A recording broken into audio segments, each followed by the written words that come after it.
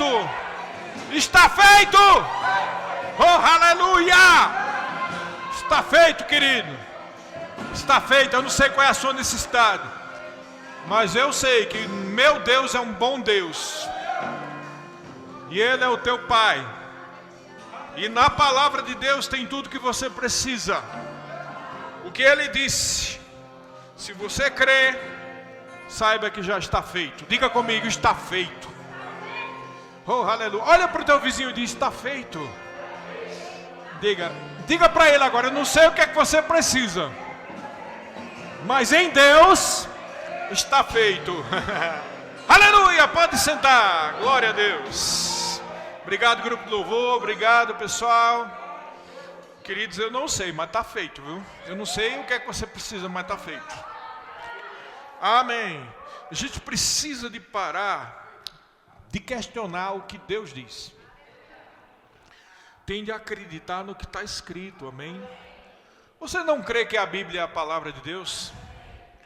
A Bíblia diz que são as palavras de vida. Jesus disse lá em João 6, 63 ou 66, 63. A carne para nada aproveita, mas as palavras que eu vos tenho dito são espírito e são vida. Essa palavra tem vida. Você precisa crer nela. Amém? Mas eu sei, querido, todos nós já passamos por muitas coisas, né? Eu tenho muito tempo de crente, tempo demais, me converti em 1980. Então eu já tive todas essas crises, né? Esses chiliques espirituais que todo mundo tem. Todos que você possa ter eu já tive, tá? De me desviar, de me afastar, de questionar a palavra, questionar Deus, questionar os homens, questionar pastor. Eu já tive tudo, toda essa coisa aí. Tudo que você já passou, e que passa talvez agora, infelizmente, talvez alguém passe. Eu já tive tudo isso. E eu vou dizer uma coisa. A melhor coisa que o melhor período na minha vida começou quando eu comecei a entender o que é a graça de Deus. Amém. Eu gosto desse assunto, graça. Para mim tudo tem a ver com graça, tudo. Até mesmo fé. A vinda de Jesus, a medida de fé. Tudo que você possa imaginar é por causa da graça de Deus. Tudo. Você sabia que os estudiosos dizem que até tem uma graça preveniente? O que significa isso? Uma graça que veio antes de tudo. E eles também chamam de graça geral, que é a graça que Deus tem por todas as criaturas, mesmo aquele que não aceitou Jesus. Sabia que tem isso? Por exemplo, o ar que a gente respira, você acha que veio por causa de quê? Até o ímpio respira o ar que você respira, e ele tem a graça de Deus, que Deus deu através da sua criação. Tudo é por graça. Diga, tudo é pela graça. Amém. E também pela graça de Deus Ele nos deu salvação. Sabe qual é o problema por que algumas pessoas não usufruíram ainda? Algumas pessoas dizem assim, quando eu digo usufruir de qualquer coisa que você está precisando, sei lá, a cura de uma enfermidade, uma situação financeira, uma direção, eu não sei o que é exatamente, mas algumas pessoas têm o costume de dizer, porque tem o tempo de Deus. Eu diria assim, irmãos, eu sei que Deus sabe de coisas que você não sabe, é verdade. Mas grande parte desse chamado tempo de Deus, na verdade, é o teu tempo. É o tempo de você alcançar a maturidade da revelação. Você entendeu o que significa isso? Você precisa alcançar a revelação daquilo que você diz crer. E revelação não vem abrindo a cabeça e colocando, abrindo o coração e colocando assim dentro, né? Natural, não vem por... Revelação não vem por familiaridade, ou seja, você é da mesma família do pastor e por isso tem revelação, não vem por amizade com liderança, não vem, né? Não vem... Revelação é algo que se adquire com um tempo de comunhão com Deus. E como diz a palavra lá em Hebreus capítulo 5, quando você pode receber alimento sólido, né? Hebreus diz assim, o alimento sem ser sólido é para bebê espiritual, mas o alimento sólido é para aqueles amadurecidos, que têm as suas faculdades amadurecidas e conseguem discernir não somente o bem, porque todo mundo consegue discernir o bem, né? Tem uma pessoa precisando de uma ajuda, todo mundo ajuda, isso aí é o bem, né? Mas você consegue perceber também o mal? Muitos não conseguem discernir o mal e são enganados pelo mal. E uma das formas que o mal consegue mais enganar cristão é quando ele começa a questionar a realidade da palavra de Deus. Aí, meu irmão, a coisa fica séria. Porque se o prato espiritual que tu come, tu suja, como é que você vai comer? A palavra é a comida que vem de Deus, que são palavras de vida. Se você deixa de crer no que está escrito, não acontece isso que nós cantamos, mas quando você realmente crê, você crê no que ele disse, então está feito. E o tema da mensagem de hoje, eu já vou dar aqui, né? O pessoal da mídia aí já tem o tema já, tá? Quem está anotando, pode anotar já. O tema é o seguinte: não é o que você faz, é o que ele fez. Diga, não é o que eu faço, é o que ele fez.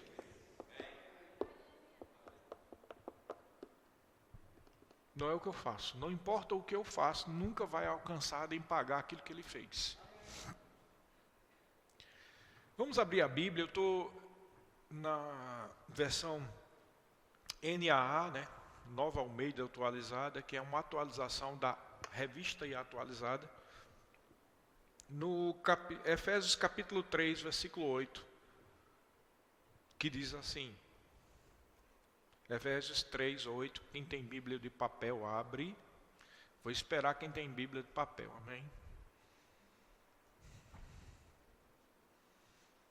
Só uma dica, mais uma vez, que eu já disse em um culto aí, né? É bom você ter Bíblia de papel, porque se você só abrir no seu celular, você vai começar a não saber mais aonde está, tá? É o mesmo problema com quem só calcula com calculadora, fica sem saber matemática. Quem abre Bíblia só no celular, fica sem saber ler direito. É como escrever, a gente tem que aprender a escrever de novo com a mão. Porque se só digitar, você desaprende. E sabia que o teu cérebro ele é desenvolvido quando você escreve, quando você lê. E quando procura no papel. Não sei se você sabe, mas a Suécia está proibindo agora. O antigo país tão evoluído como proibiu celular com menos de 16 anos. Proibiu, está proibido na Suécia. Por quê? Eles fizeram uma pesquisa e descobriram que o povo está ficando cada vez mais burro. E o motivo é porque vive o tempo todo na tela de celular, tá? E tablet e essas coisas. E nós somos filhos de Deus, não podemos ser Maria vai com as outras, a gente tem que aprender a verdade, tá bom, pessoal? Isso aqui, igreja também é lugar de educação, amém? Para te ajudar, eu estou falando isso para te ajudar. Então, por que você está usando, pastor? Porque eu percebi que quem está pregando, é bom estar com o tablet, porque encontra logo o que eu preciso. Mas, na medida do possível, quem está ouvindo, é melhor ter papel, tá? Não estou proibindo nem nada, mas é só um conselho que eu dou para você desenvolver também o teu cérebro e facilitar a sua cognição. Então vamos lá. Efésios capítulo 3, versículo 8 diz assim: a mim, o menor de todos os santos, foi dada esta graça de pregar aos gentios o evangelho das insondáveis riquezas de Cristo. Paulo está dizendo que foi dada, dentre as características da graça, teve uma graça que foi dada a ele, que foi a honra de pregar o evangelho das insondáveis riquezas de Cristo. Então, se você procurar no dicionário o que é que significa a palavra insondável, é algo que não pode ser sondado, mas a melhor forma, o melhor sinônimo é algo tão profundo que não tem fim. Então a palavra insondável é bem apropriada para um abismo sem fundo. É insondável, tem a ver com a palavra sonda. Todo mundo sabe o que é uma sonda, né? Existe a sonda médica, mas essa palavra era muito usada com os marinheiros de antigamente. Então, o que era uma sonda? Era aquele peso que ele soltava para ver a profundidade. Então, e aqui está chegando perto de terra, tem 3 metros, tem 4 metros. Então, uma sonda. Por quê? Ela sonda até o fundo para ver quantos metros tem. Quando ele fala de a riqueza insondável, segundo o que se usava, eram os marinheiros, significa algo tão profundo que não tem fim. Vai soltando corda e não chega nunca. É um abismo sem fim. Então ele está dizendo que as riquezas de Cristo, através do Evangelho, são tão profundas que não tem fim. O Evangelho é simples para a gente entrar nele, mas ele é um abismo profundo de riqueza. Não tem fim. Na verdade, até hoje ainda tem gente descobrindo coisas no Evangelho. É o mesmo Evangelho, não mudou. Só que tem aspectos do Evangelho que talvez as pessoas nunca tenham percebido. Então, às vezes, nós ficamos escravizados dentro de uma religião. Porque nós, como seres humanos, gostamos muito da segurança. Amém? Então tem gente que não gosta de nadar no mar justamente por causa disso, porque é muito insondável, né? Você não sabe quantos metros tem, que bicho tem lá, se tem um tubarão, né? Então ninguém gosta de nadar em lugar muito profundo, em açudes profundos, rios profundos, porque é insondável, então você fica inseguro. Mas eu gostaria de dizer para você que as riquezas de Cristo não te traz insegurança, pelo contrário, te traz segurança. Porque o insondável lá não é de coisa que é o desconhecido. Não, o que é insondável lá é que tanta riqueza, tanta glória, tanta coisa que você, por mais que procure, nunca tem fim. Só isso já deveria ser motivo para você viver alegre e contente, porque tem solução para o seu caso. Diga comigo, tem solução para mim. Em algum lugar dos insondáveis tesouros de Cristo tem a solução para você. Em algum lugar. Sabe que esse também é um dos grandes motivos que eu me animo, pastor, a pregar e a estudar, porque eu sempre descubro mais alguma coisa e isso me alegra, é a vida de Deus que está na palavra. Amém. Mas a maioria de nós não consegue viver nem o simples, e por incredulidade, por falta de revelação. E uma das coisas que causa essa insegurança é não entender o que é a graça de Deus. Aqui Paulo está falando sobre a graça de pregar o Evangelho das insondáveis riquezas de Cristo. Mas lá em Romanos, no capítulo 1, versículo 16, 17, um texto, aliás, que eu cito muito nas minhas pregações, ele diz assim no versículo 16, Romanos capítulo 1, 16, 17, pois eu não me envergonho do Evangelho, porque é o poder de Deus para a salvação de todo aquele que crê, primeiro do judeu, e também do grego. O 17 diz assim, porque a justiça de Deus se revela no Evangelho, de fé em fé, como está escrito, o justo viverá pela fé. Mas no 16 ele diz que o Evangelho é o poder, diga poder. Bom, por que poder? Porque quando se fala de poder de Deus, a gente já sabe que tem solução para qualquer mazela. Seja uma enfermidade, seja um problema físico, seja um problema financeiro, seja um problema psicológico, seja o que for, tem poder no Evangelho, amém? Diga, tem poder no Evangelho. E ele diz aqui que o poder é para a salvação. Aí é onde eu digo que às vezes as pessoas ficam presas numa prisão religiosa. Porque eu sei, quando eu me converti em 1980, e durante muitos anos eu acreditava nisso. E quando falava de salvação, estava falando de ser salvo, nascido de novo e ir para o céu. Né? Só que quando eu tive contato com a palavra da fé, foi que eu vi que claramente essa palavra salvação, no grego é sozo, e significa muito mais do que ser salvo para ir para o céu. Essa palavra, por exemplo, Jesus usava quando havia cura. Lembra da mulher com fluxo de sangue? Que dizia assim, se eu ao menos tocar na veste dele, ficarei curada, ficarei sã do meu mal. E quando ela foi curada, ela tocou na veste de Jesus, saiu o poder de Jesus. O Evangelho é o poder para a salvação, lembra? poder da salvação para todo aquele que crê. A mulher estava dizendo, se eu ao menos tocar, ela cria, ela estava falando conforme o que ela acreditava. Quando ela tocou, ficou curada.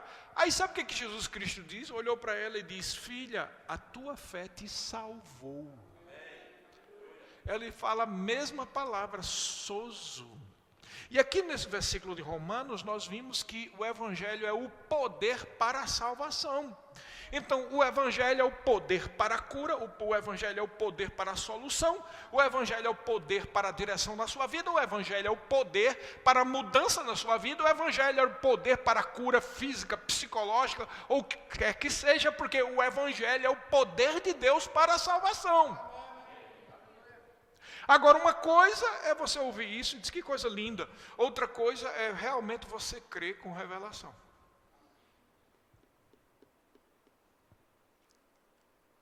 Sabe quando você sabe que você crê? Quando o problema vem e você não entra em desespero. Porque o desespero é a prova de que você não crê. É duro isso, né? O desespero financeiro é a prova de que você não crê ainda naquela área. O desespero de morte, quando você recebe o diagnóstico, é a prova de que você ainda não crê naquela área. Qualquer forma de desespero é um desequilíbrio emocional e mental, mas que se você tivesse no seu interior, no seu coração, a plena certeza de fé, como diz a Bíblia, a influência do que está no teu coração trazia equilíbrio para a tua mente e para as tuas emoções. Veja, não é pecado se emocionar, não é pecado. Não tem nada. Acho que o problema está em a gente não considerar a palavra de Deus para ficar pelo menos equilibrado e não descontrolado emocionalmente. Porque fé não opera no medo. Quando você está com medo de qualquer coisa, seja financeira, seja na saúde, seja do que for. Tem gente, pastor, que tem medo de pregar.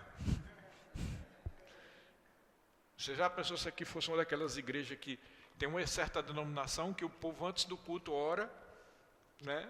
Você já ouviu falar disso, né? E na hora da oração lá, o Espírito Santo revela quem é que vai pregar. Então, pode ser qualquer um. Você está aí, toma, é tu hoje. Pelo menos uma coisa a gente pode dizer que tem de bom nessa denominação.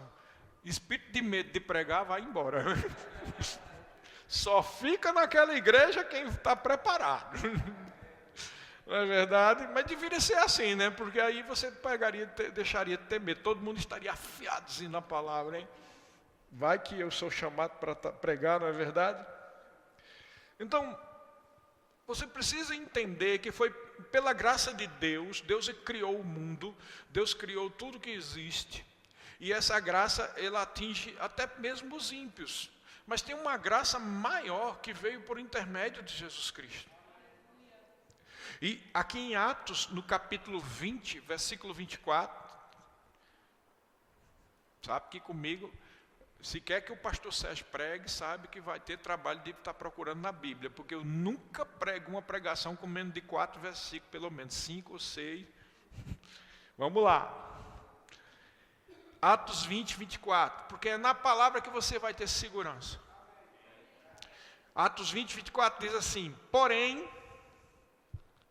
Atos 20, 24, porém, em nada considero a vida preciosa para mim mesmo, desde que eu complete a minha carreira e o ministério que recebi do Senhor Jesus para testemunhar, olha o que ele diz aqui, o evangelho da graça de Deus. Nós vimos que o evangelho é o poder de Deus para a salvação. E aqui está dizendo que esse evangelho é o evangelho da graça.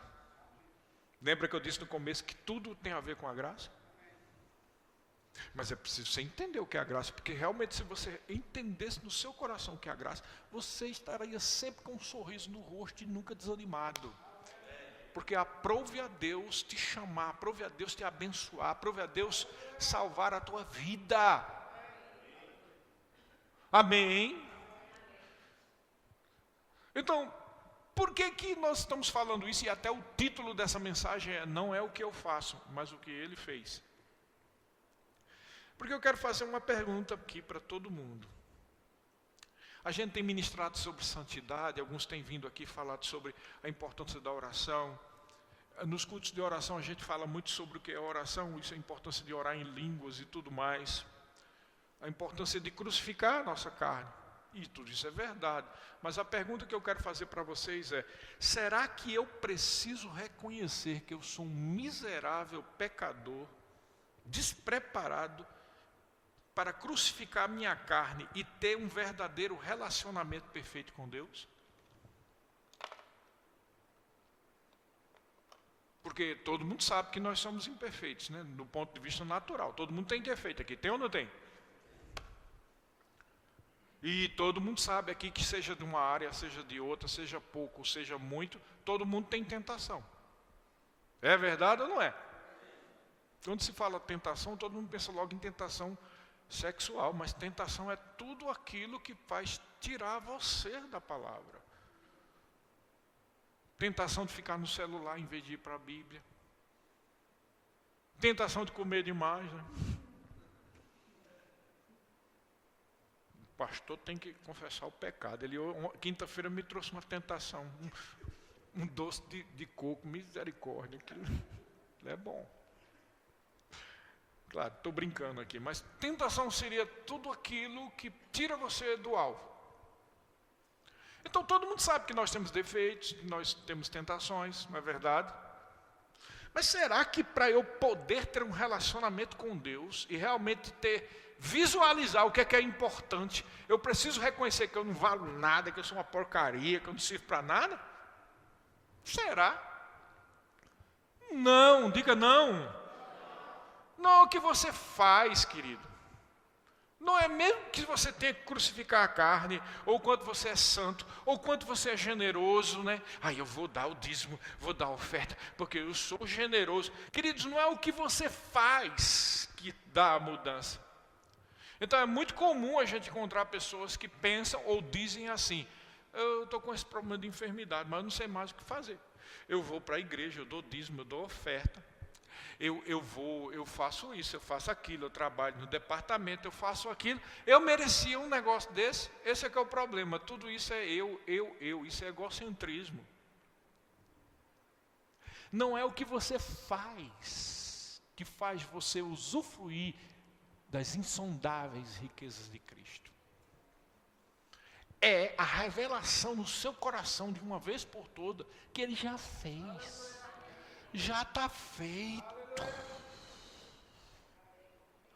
Isso tem que estar de tal forma dentro de você que o mundo está se acabando e você, não, estou tranquilo, já está feito. Eu gosto sempre de botar aquele negócio meio apocalíptico, meio hollywoodiano, sabe? Porque as pessoas, bota no pior situação possível. Qual é a pior situação? A gente sai aqui. Aí o povo, misericórdia, você ouviu dizer, está em todas as redes, na internet, a NASA descobriu que vem um meteorito e vai acabar com o mundo daqui a 30 dias. E está comprovado, não é fake news não, está provado. E aí, vamos botar a mão na cabeça e sair correndo para um lado para o outro? E aí?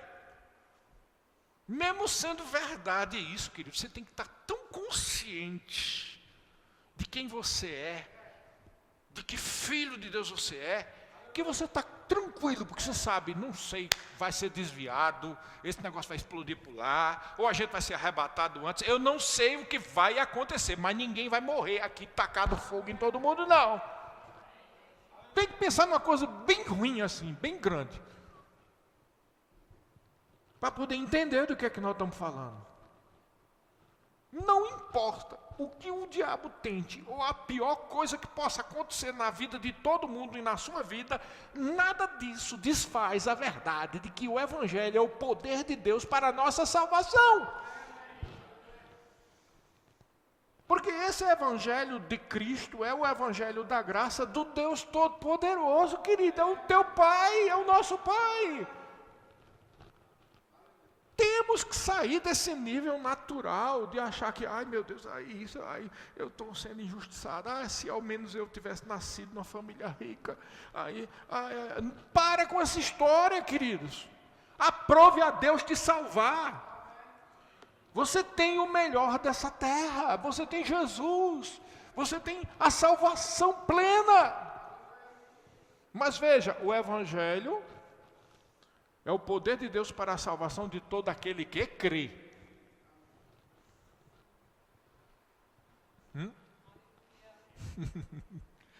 E é isso que nós fazemos aqui, todo culto. Fazemos no Rema. Fazemos o tempo todo. É pregar o Evangelho de Cristo. Das insondáveis riquezas de Cristo. Existem riquezas em Cristo que você nem sequer ainda percebeu. Se fossem abertos os teus olhos, você veria os anjos que Deus coloca ao teu redor.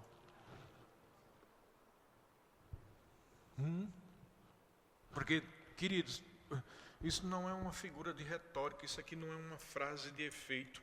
Mas você pode ter certeza que se o diabo tivesse a oportunidade, de verdade, ele mataria todo mundo. Ele mataria todo mundo. Isso não é uma figura, não é um símbolo, isso não é uma ilustração hollywoodiana. Isso é real. Ele queria matar todo mundo, matar sua família, matar você. Ele não pode por causa da proteção que há em Deus. Você entendeu? Então precisamos viver conforme esse Evangelho. Então não é o que eu faço, ou o quanto eu estou envolvido. Aí alguém pode pensar, mas, se não é o que eu faço, para que eu trabalho num departamento? Para que estar em oração aqui nas quintas-feiras?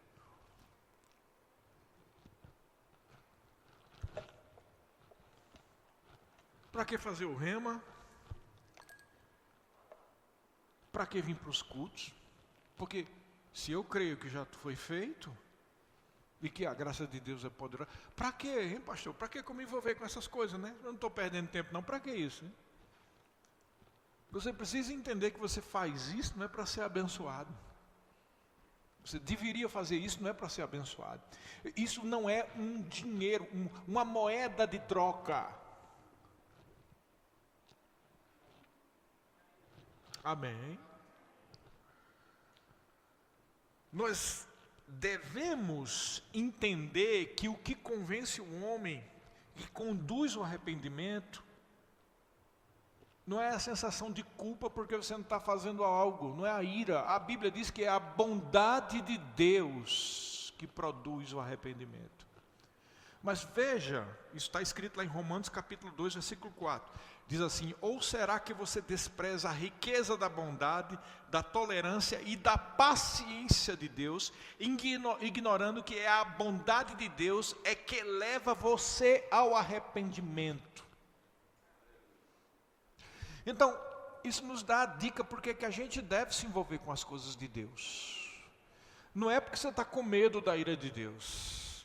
Não é porque você está tentando convencer a Deus. A própria bondade e a graça de Deus que você começa a entender no seu coração, faz você produzir frutos de justiça. A própria bondade de Deus faz você entender que você deve se envolver com o departamento, você deve trabalhar, você não deve faltar aos cultos, e você deve orar, não é para poder ser justificado, ser abençoado, ou Deus te amar mais. Você deve fazer isso porque realmente você tem um coração grato. Um coração de filho amado. O filho amado agrada ao pai. O filho amado não dá dízimo e oferta com medo de maldição não, querido. Você dá dízimo e oferta porque você ama a Deus. Um filho amado não dá dízimo e oferta para poder ser abençoado. Você já é abençoado. Você já é salvo. Então, o que são frutos de justiça? Frutos de justiça são os resultados visíveis de uma vida transformada por Deus. Então, a questão é, eu não faço isso para os outros ver. Eu não faço isso porque estou com medo da ira de Deus. Eu não faço isso porque eu estou querendo uma moeda de barganha para que Deus me abençoe mais. Não, eu faço isso porque realmente eu fui transformado. Se você não quer fazer isso, então pergunta para você mesmo se foi transformado. Eita, agora foi a parte mais dura dessa mensagem, hein? Pergunte para você mesmo. Por que eu não quero me envolver com nada? Por que eu sempre estou arrumando um motivo para não dar dízimo? Ah não, porque dízimo era da lei. Esse simples questionamento já demonstra que a pessoa não foi transformada. Ah não, porque não sei o que é que o pastor vai fazer, o que a igreja vai fazer. Eu não posso dar conta da vida do Jean. Eu olho para ele e vejo segundo Cristo, segundo Deus vê. Como Paulo disse, a ninguém mais vejo segundo a carne. Até mesmo Cristo, se assim eu vi, não é dessa forma que eu vejo hoje. Eu decido ver Jean como filho de Deus. Se eu ficar desconfiado de Jean, já tem uma coisa errada comigo. Porque se Jean é uma pessoa que está vindo para a igreja, ele não deu motivo, eu não tenho testemunho, não tenho nada de uma coisa errada dele, por que eu vou pensar o pior dele? Essa mania de pensar o pior de pastor e de igreja prova que você não foi renovado, não nasceu de novo. Fica sempre pensando mal das pessoas. Você entendeu? Então nós fazemos algo porque nós amamos, porque temos um coração agradecido, porque é o visível, fruto significa aquilo que estava dentro e é manifestado fora. É interessante esse termo, frutos de justiça, eu sempre gosto dele porque tem relação com o fruto do Espírito, sim, mas o fruto do Espírito ele é mais, apesar de poderoso e verdadeiro, mas quando você lê o Gálatas capítulo 5, você vê que é uma coisa mais genérica. Por exemplo, fruto do Espírito é amor, é benignidade, bondade, alegria. Só que bondade, benignidade, mansidão é meio genérico, porque tem tantas coisas que acontecem na vida da gente, né? Você está entendendo? Por exemplo, quando eu falo de bondade, não estou falando só de ser uma pessoa boa, está vendo uma auréola de santo aqui. Quando fala de bondade, por exemplo, a capacidade de não ficar pensando o pior das outras pessoas.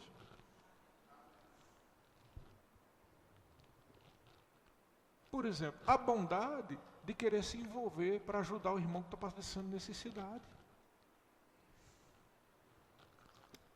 Você está entendendo? Então por isso que eu digo que é meio genético, é uma palavra que fala de muitas coisas. Mas na própria Bíblia fala de boas obras.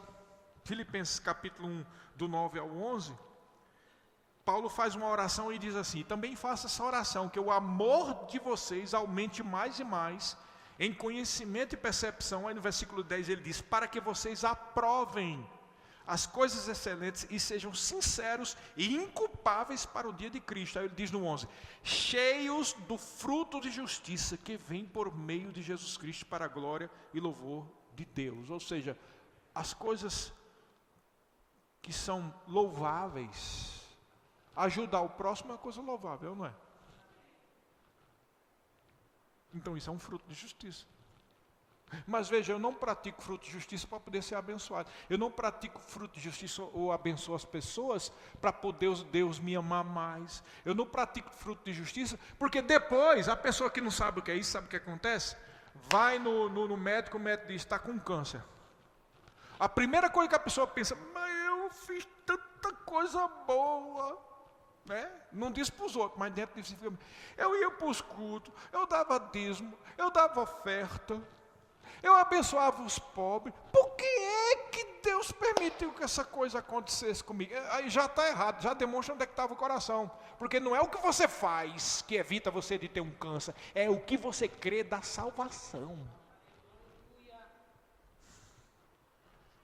Por isso que tem tanta gente aí frustrada, porque faz, e de repente o diabo levanta uma presepada. Aí a pessoa diz, cadê Deus? Cadê Deus? Deus está na palavra, o que falta é você não conhecendo as escrituras nem o poder de Deus. Porque se você estivesse nas escrituras ia entender que não é o que você faz que evita você ter problemas, é o que você crê e vive conforme o que você crê. E a primeira coisa básica que você tem que crer é que o Evangelho é o poder de Deus para a salvação. E o Evangelho é a insondável riqueza de Cristo. E é pela graça de Deus que você foi abençoado. Então quando vier algum relatório de enfermidade, olha para si, Deus disse, está feito, eu creio. Ah, você está se enganando. Estou não, porque eu sei em quem tenho crido. E estou bem certo que Ele é poderoso para guardar o meu tesouro. Ele disse, Ele faz.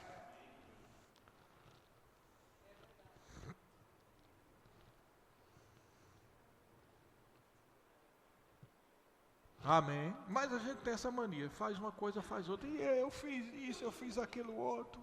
Já está errado. Pensei que você tinha feito por amor. Agora é para poder, moeda de troca, é para ter a cura?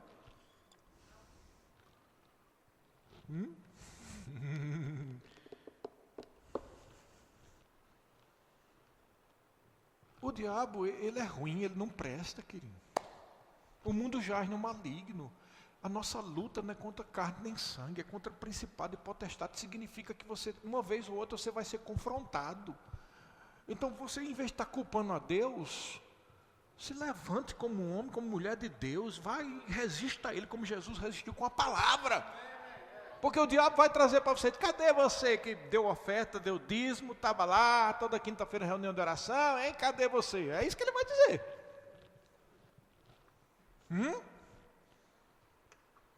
Aí você começa a se comparar, meu Deus, fulano é um incrédulo, quase não vem na igreja, está aí, barriga cheia, dinheiro no bolso, e eu estou vindo para a igreja, e estou passando por isso. Meu Deus, mas você não entendeu que é justamente aí onde está o problema, querido.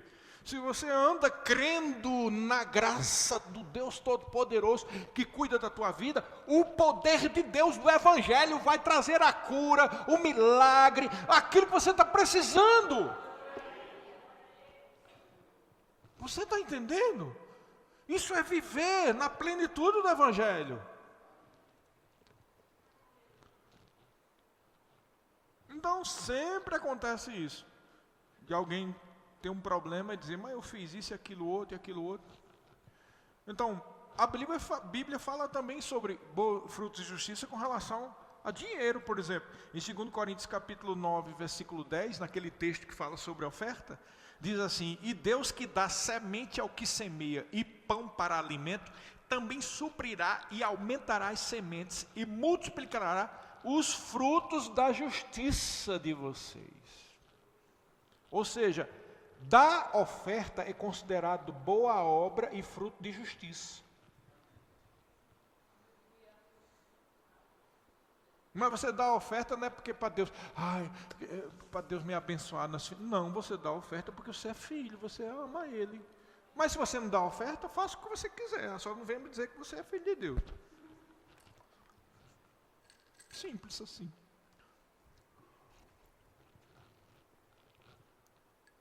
Porque se eu tenho um pai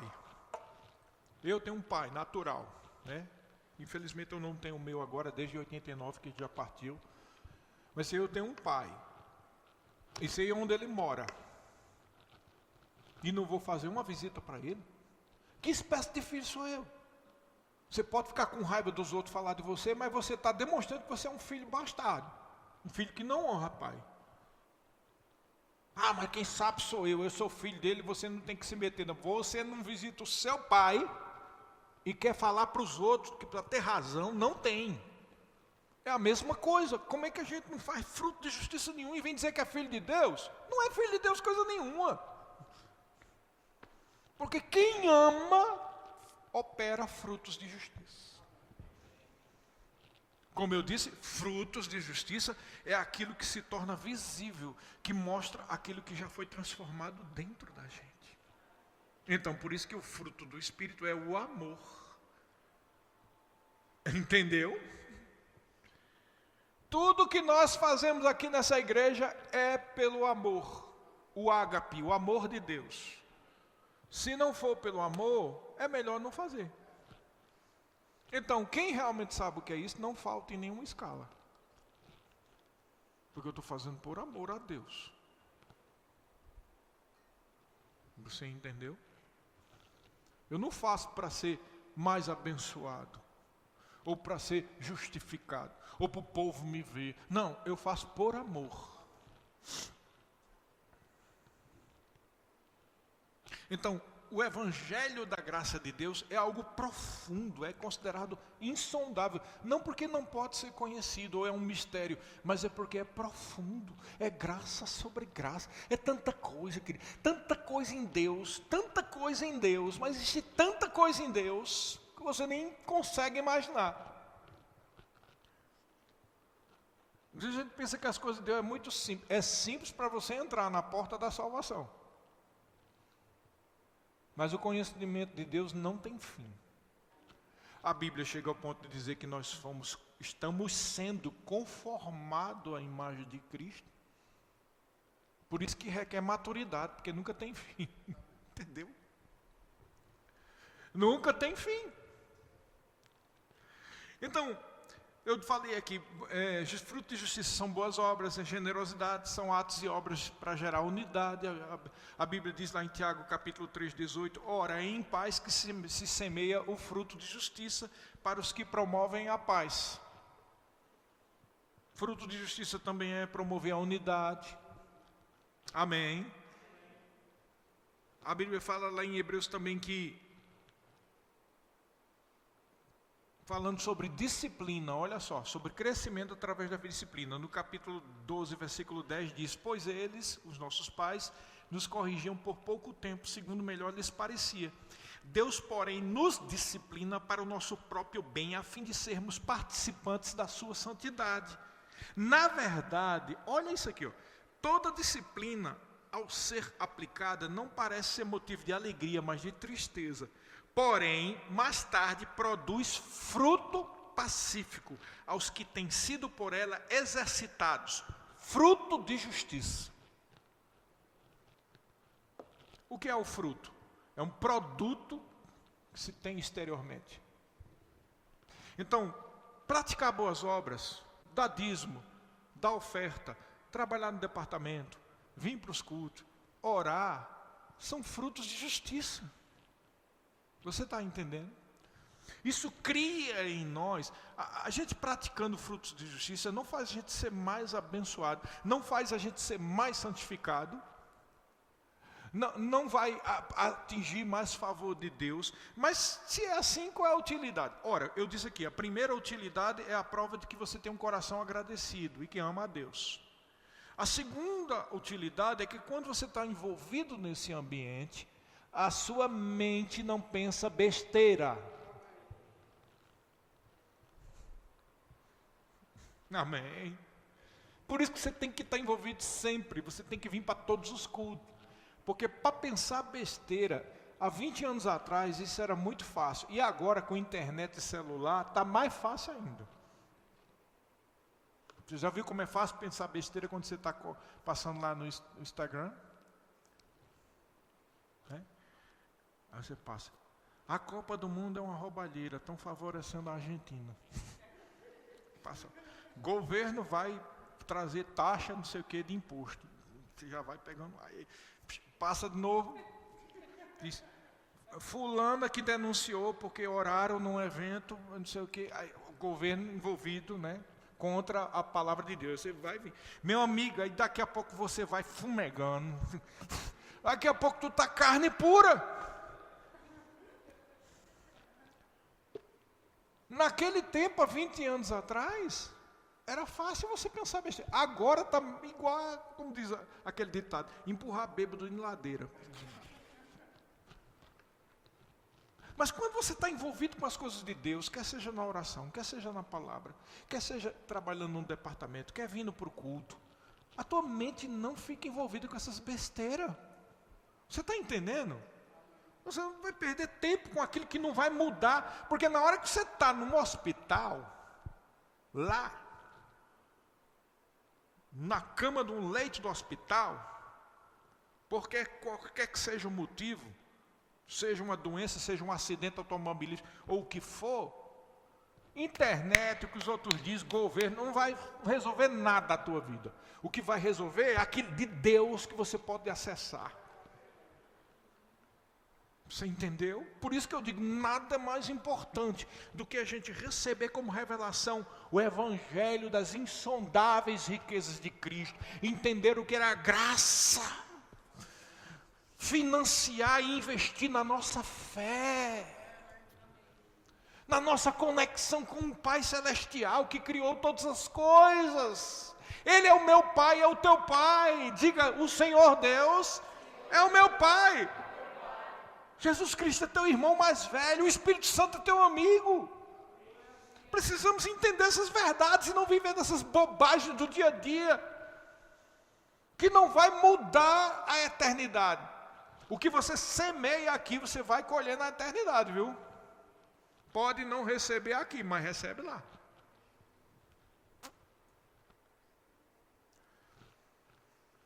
E a Bíblia está repleta, eu não vou ler aqui porque tem muita coisa, mas o Salmo 103, versículo do 1 ao 5, diz assim: bendize, ó minha alma, ao Senhor, e tudo que há em mim, bendiga o seu santo nome. Bendiga a minha alma ao Senhor, e não se esqueça. Um coração grato não se esquece. Eu não me esqueço dos livramentos que Deus já me deu. Não me esqueço do dia que eu engoli um caco de vidro. Se eu fosse uma pessoa que só vivesse internet, celular, quando ele já tinha morrido ali. Engoli um caco de vidro e decidi declarar o que estava escrito na palavra. E no outro dia o caco de vidro saiu da minha boca, de lá de dentro. Não vou esquecer desse benefício de Deus, não esqueço, eu tenho um coração grato. E eu falei, por que Deus fez isso comigo? Porque eu decidi acreditar nele. Bendize, ó minha alma, não se esqueça de nenhum dos seus benefícios. É Ele quem perdoa as tuas iniquidades. Sabe por que você não vai para o inferno? Por causa do sangue de Jesus. Ele perdoou. Quem cura todas as tuas enfermidades, querido, você é curado pela graça de Deus. Não é porque você está fazendo alguma coisa e espera que vai ser curado, não, querido. Já foi feita, a cruz já foi dada. A cura já foi dada. O problema, sabe o que é, querido? Eu vou dizer um negócio, eu digo por experiência própria, todos nós temos esse mesmo problema, uns menos, uns mais, uns ainda demora, mas a gente é muito teimoso. Ô povinho teimoso, hein? O ser humano é. A gente fala da teimosia de Israel, mas faz do mesmo jeito. Será que se todo mundo aqui tivesse uma máquina do tempo e a gente fosse transportado lá para a tropa de Israel lá, hein? De repente Deus botasse todo mundo com aquelas rouponas aqui, e pum, lá, saindo do Egito. Eu tenho absoluta certeza que a maioria ia fazer a mesma besteira que eles fizeram. Porque uma coisa é estar aqui com ar-condicionado, sentado nessa cadeira confortável. Outra coisa é andando no deserto, viu, meu amigo? Com família, com criança. Aí eu queria ver quem era realmente crente. Você está com a família, com os menininhos no braço assim, atrás está Faraó com as espadonas assim, flecha com tudo, para matar todo mundo. E na frente o mar. O que é que tu ia dizer? Um corajoso ia se levantar e dizer, para onde é que tu está trazendo, Moisés? Para a gente morrer aqui no meio desse povo todo. Aí tu diz, é isso mesmo, é isso aí, isso é um absurdo, um negócio desse. Todo mundo ia se juntar com esses hereges aí. Porque você está com um filhinho no braço, vem faca atrás e água na frente. É nessa hora que você vê quem crê em Deus, né? Está vendo? Se coloca no lugar lá que você vai ver. Faz do mesmo jeito, é um monte de gente que murmura. Você está entendendo? Nós temos essa teimosia. Toda vez que um negócio não está caminhando, tem algum problema aí. Será que é a doutrina? É essa palavra da fé. Né? É essa besteira aqui, é o que o pastor disse, é isso. Será que eu não estou acreditando numa ilusão? Aí fica com essa besteira na cabeça. Isso vai danificar a fé, porque não produz vida. Você está entendendo? É uma teimosia Mas no momento que você decide acreditar de todo o coração na verdade do Evangelho, porque a Bíblia, não é Verbo da Vida, nem pastor Sérgio, nem pastor Aurélio, que está dizendo isso, não. A Bíblia diz que Jesus Cristo é o mesmo ontem, hoje e será eternamente. Está em Hebreus. A Bíblia diz que depois que Jesus foi assunto aos céus, e desceu depois de 40 dias, o dia de Pentecostes, os apóstolos fizeram as mesmas obras. E o próprio Jesus Cristo disse que nós faríamos obras maiores. E eles fizeram obras maiores. Se a coisa não está funcionando com a gente, não é a palavra, não é Deus, querido. Somos nós que precisamos nos alinhar com a palavra e crer de todo o coração. Não é o que você faz, é o que ele fez. E o que ele fez é mais do que suficiente para você ter uma vida de abundância. Ele já nos deu tudo. Diga, Jesus já nos deu tudo. Ó, o pastor Bud dizia uma coisa que é verdade. Ele dizia: qualquer doutrina tem que ser sustentada com pelo menos 2 textos bíblicos. Se tiver só um, você não pode sustentar. E a Bíblia diz isso, né? Que sobre o depoimento de 2 ou 3 testemunhas, tudo será decidido. Então, uma doutrina é bíblica quando ela tem mais de 2 textos bíblicos. Essa doutrina de que Deus já deu tudo, sabe quantos textos tem? Eu encontrei aqui 1, 2, 3, 4. 4 textos que falam que Deus já deu tudo. 4. Primeiro, Romanos 8, 32. Quem quiser anotar. Romanos 8, 32. Aquele que não poupou o seu próprio filho, mas por todos nós o entregou, será que não nos dará graciosamente com ele todas as coisas? Primeiro texto. Se ele não poupou nenhum filho, como é que ele vai poupar alguma coisa para você?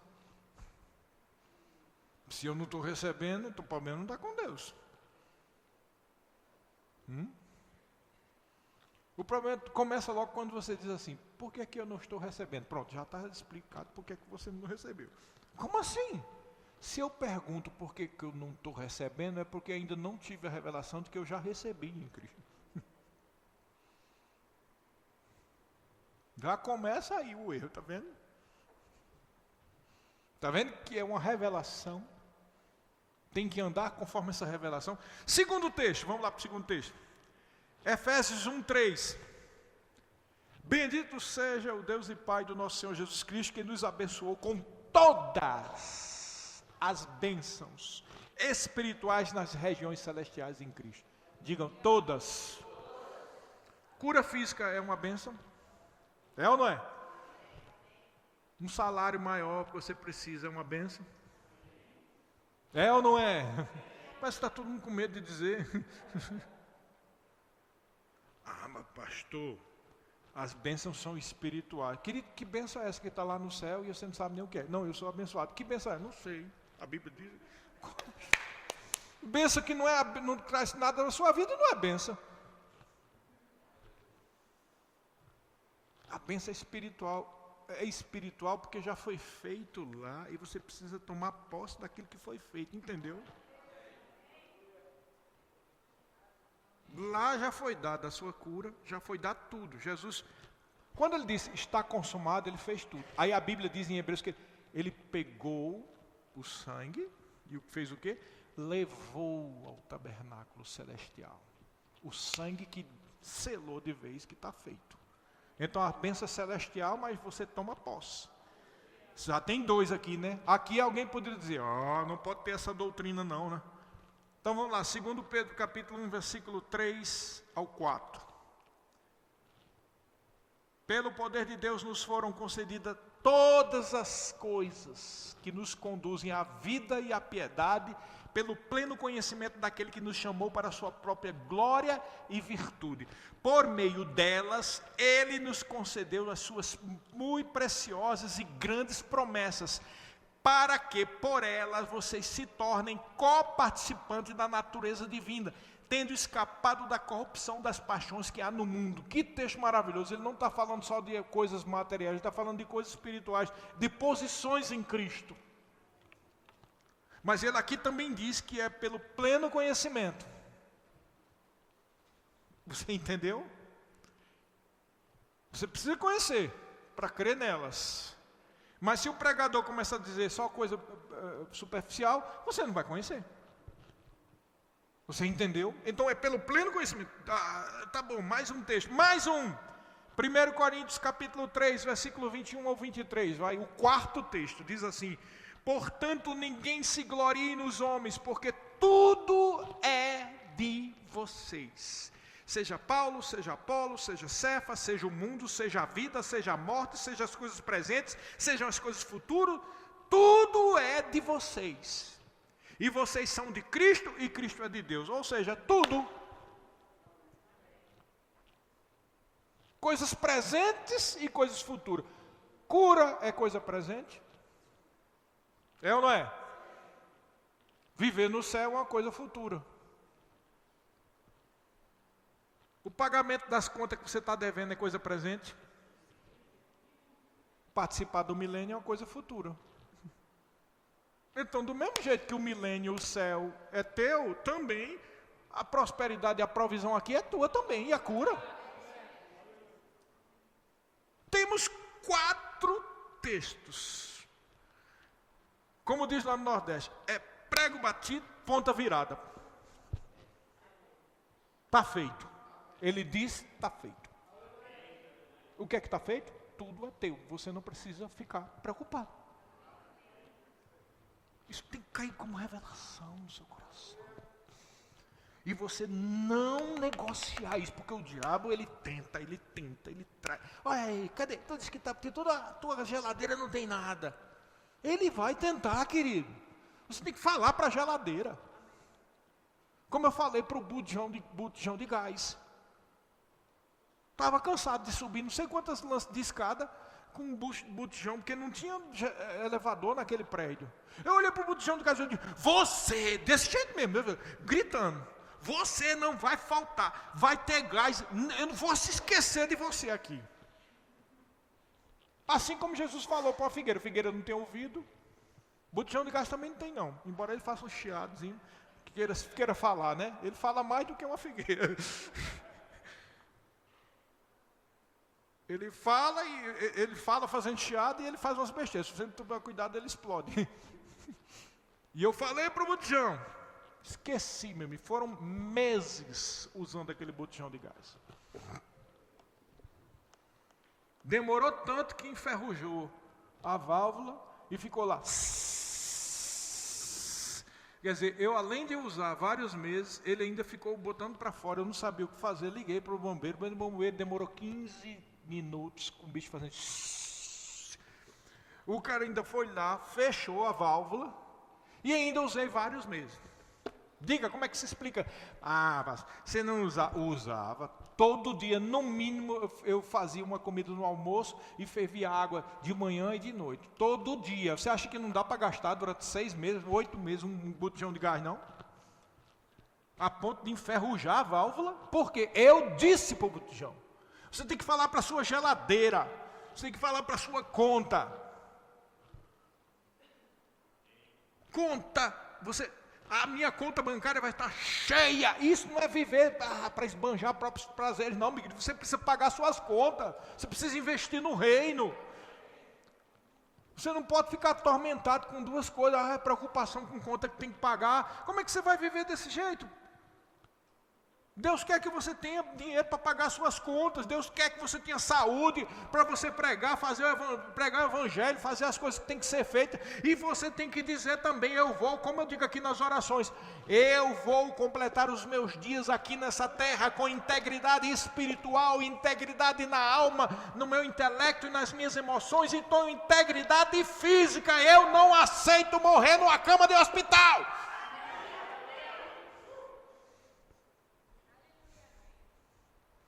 Você é Deus? Não, mas meu Deus tem poder para tudo isso. E tudo isso foi dado. Foi dado, e eu creio no que está escrito. Concepções humanas, achismo, e o que você acha não é palavra de Deus e pouco me interessa. O que interessa é o que está na palavra. E você deveria ser assim e não negociar. Como nós cantamos, senão a gente está cantando besteira. Deus diz, está feito, eu creio, está feito. Querido, viva segundo isso. Amém? Pastor, é porque às vezes cansa. Perseverança. Há uma graça, não só para manifestar o poder de Deus, mas existe uma graça de Deus para você suportar. 1 dia, 2 dias, 3 dias, 1 mês. Quem crê nisso? Porque Hebreus capítulo 10 diz: necessitais de perseverança, para que, havendo feito a vontade de Deus, alcanceis a promessa. 10:35. Havendo feito a vontade de Deus. Qual é a vontade de Deus? Que você permaneça. Qual é a vontade de Deus? Dar fruto de justiça. Essa é a vontade de Deus. Sei lá, deve ser alguma coisa em mim. Eu vou estudar mais, eu vou orar mais, vou me consagrar, vou ficar mais sensível. Se tiver de jejuar, jejuarei. Mas eu vou entender e receber aquilo que Deus deu. As insondáveis riquezas de Cristo estão à disposição para a minha vida e estão à disposição da sua vida.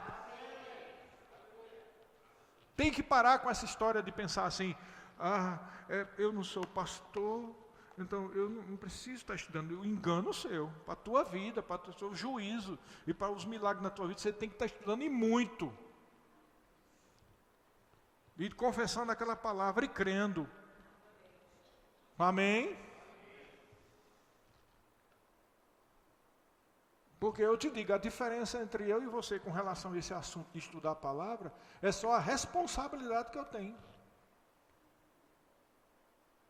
Então eu sou responsável pela minha vida, e responsável pela minha família, e responsável pela igreja de Deus.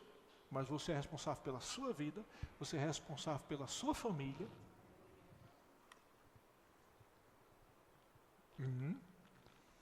Então é só uma diferença de chamado com relação à esfera de responsabilidade.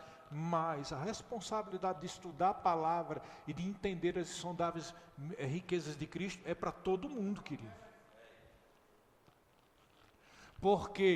Porque eu posso receber do Senhor uma revelação, e por mais que eu diga para você, não vai ser vida para você enquanto você mesmo não tiver revelação. Eu posso falar aqui, é tão bom viver na graça. Enquanto isso não for revelação para você, não vai mudar nada na tua vida. Né?